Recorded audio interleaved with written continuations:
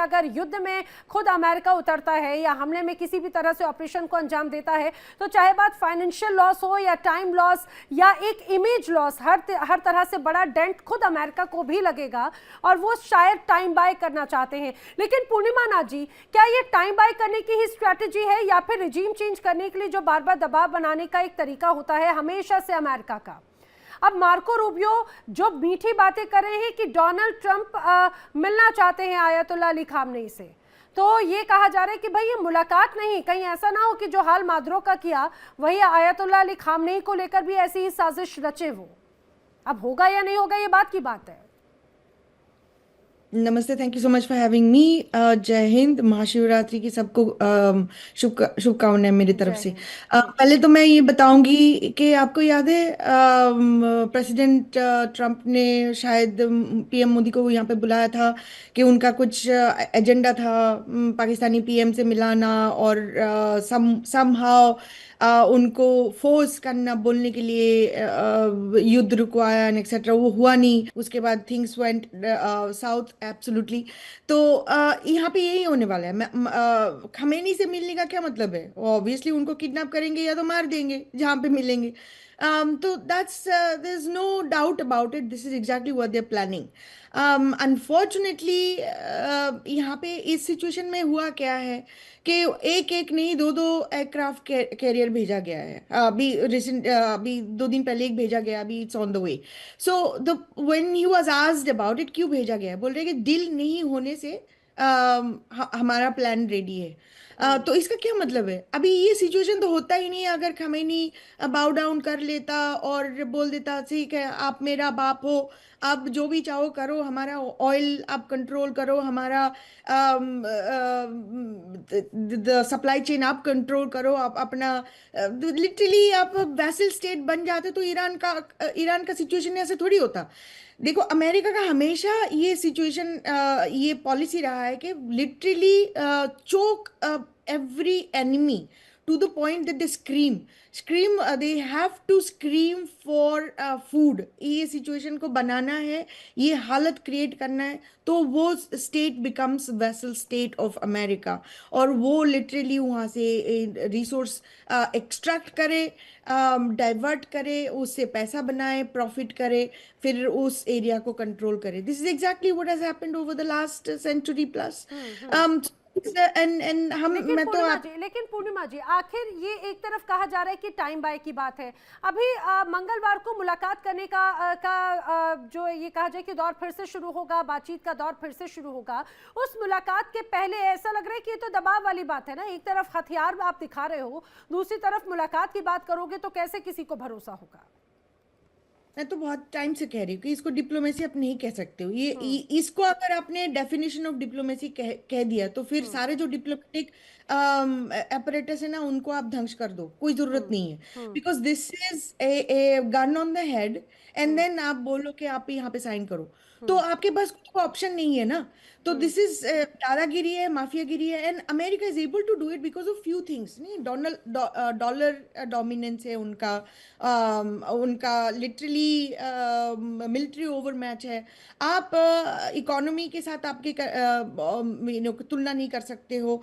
आप अमेरिका जाके लिटरली सबको जाके डरा सकता है, धमका सकता है, और चाबहार पोर्ट में भी इंडिया को डराया है। वो आपकी कंपनी में भी सैंक्शंस लगाया हुआ है, पिछले बार बम लगाया था।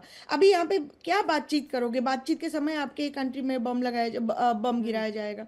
अब वेनेजुएला का मुदोरू को उठाया, फिर भी वहां पे ड्रग बोट में आपको 2 दिन पहले आपने न्यूज में देख लो, वहां पे फिर से ड्रोन स्ट्राइक हो रही है, लोगों को मार रहे हो आप। 140 लोगों को मार के आप लिटरली 30-40 स्ट्राइक्स में आपने अब नार्को टेररिस्ट को अभी तक उठा नहीं पाए। इसमें कोई शक नहीं है, इसमें कोई शक नहीं कि कहा जाए कि पीसमैन बनने की कोशिश करते करते पीस तो बहुत दूर दूर की बात है, ऐसा लगता है तनाव मैन अलग से बनते हुए नजर आते हैं।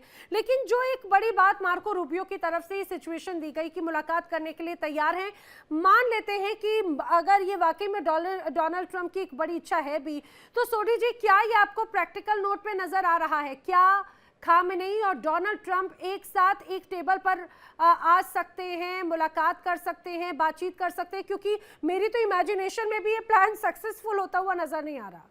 हाइपोथेटिकल सिचुएशन है ये तो। नैना जी, अमेरिका में जब भी कोई राष्ट्रपति जीत के आता है तो अमेरिका के सत्ता के गलियारों में एक बात कही जाती है कि जो भी अमेरिकी राष्ट्रपति जम्मू कश्मीर मुद्दे को सुलझा देगा भारत और पाकिस्तान के बीच में, उसे नोबेल पीस प्राइज जरूर मिलेगा।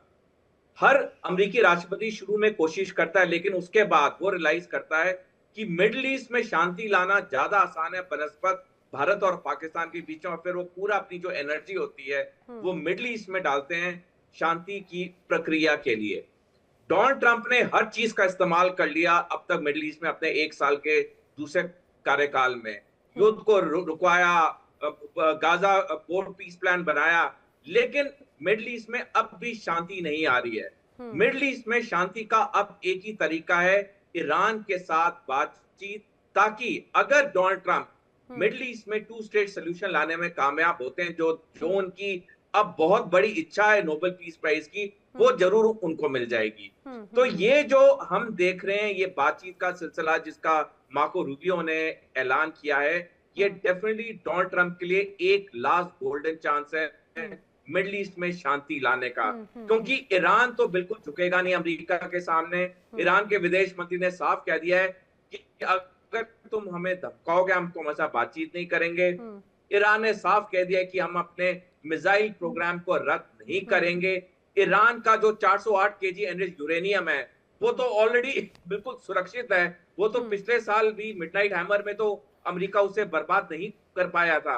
तो आज ईरान की जो सिचुएशन है वो ज्यादा भारी है ईरान के लिए। ईरान ज्यादा मजबूत विकेट पे खड़ा है बनस्पत अमेरिका के।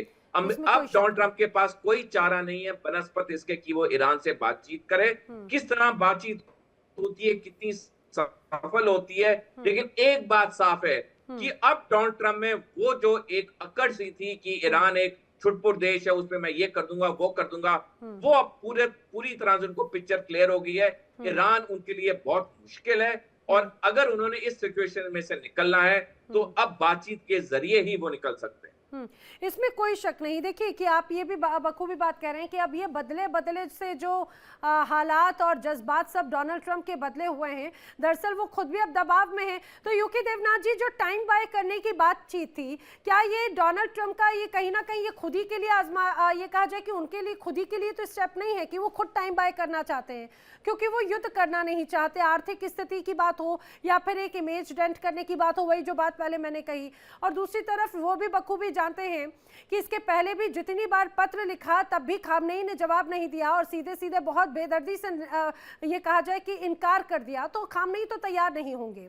तो फिर आखिर क्या डोनाल्ड ट्रंप की ये खुद ही की रणनीति है या फिर आपको इसके पीछे कुछ और बात नजर आ रही है? नैना जी, 3 चीजें बड़ी इंपॉर्टेंट हैं जी। सबसे बड़ी बात है, ईरान ने वास्तव स्थिति बताई जब ईरान के विदेश मंत्री ने कहा कि अमेरिका बातचीत कर रहा है, लेकिन साथ में ही उसने अपनी जो गन है हमारे कनपट्टी पे रखी हुई है। डोनाल्ड ट्रंप सोचते हैं कि ये तरीका बहुत सही है। दूसरी चीज ये है कि क्या खामनेई बात करेंगे डोनाल्ड ट्रंप से? सवाल ही नहीं उठता। वो तो सुप्रीम लीडर हैं ईरान के। अगर हम डिप्लोमेटिक जार्गन में देखें तो अमेरिका के प्रेसिडेंट कौन है? Donald Trump. ईरान के प्रेसिडेंट कौन है? Donald Trump. ईरान के प्रेसिडेंट कौन है? पेजेश्कियन। तो ज्यादा से ज्यादा अगर बहुत ज्यादा हुआ तो बातचीत पेजेश्किन के साथ होगी। लेकिन ईरान की जो मनोभावना है, अंतर्दशा है, उसको अगर मैं ठीक से पढ़ रहा हूं तो ईरान जो है अपने राष्ट्रपति पेजेश्किन को भी आगे नहीं करेगा। ईरान ज्यादा से ज्यादा हाईएस्ट लेवल पर अपने विदेश मंत्री के लेवल पर ही बातचीत करेगा और जो समझौता है उसमें साइन करेगा। सबसे बड़ी बात है कि डोनाल्ड ट्रंप को पता लग गया है कि चाहे वो 2 एयरक्राफ्ट कैरियर वहां खड़े कर दें, दोनों में 200 जहाज हैं, ये 200 जहाज 800 बॉम्ब भी गिराएंगे ईरान के ऊपर तो कुछ होगा नहीं। ठीक है, ईरान के 2-4 रनवे पे गड्ढे हो जाएंगे, ईरान के एक आध न्यूक्लियर संयंत्र में थोड़ा नुकसान होगा, लेकिन क्या वहां सत्ता पलट होगी? डेफिनेटली कोई शक नहीं है, नहीं होगी।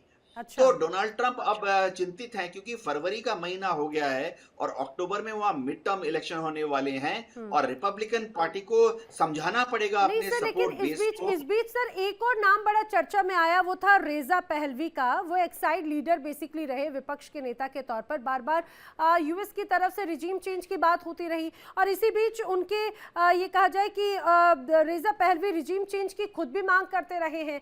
बीच में उनकी भी एंट्री होती है और वो कहते हैं कि नहीं भाई, जिस तरह से ईरान में हालात हैं, सत्ता परिवर्तन या फिर यहाँ पर हालात को कंट्रोल करने के लिए अमेरिका को बीच में आना चाहिए। देखिए इंडिया डेली 24/7 अब आपकी स्मार्ट टीवी पर। इंडिया डेली मौजूद है सभी डिजिटल प्लेटफॉर्म पर लाइव और लगातार। इंडिया डेली 24/7 हर दिन राष्ट्र को समर्पित।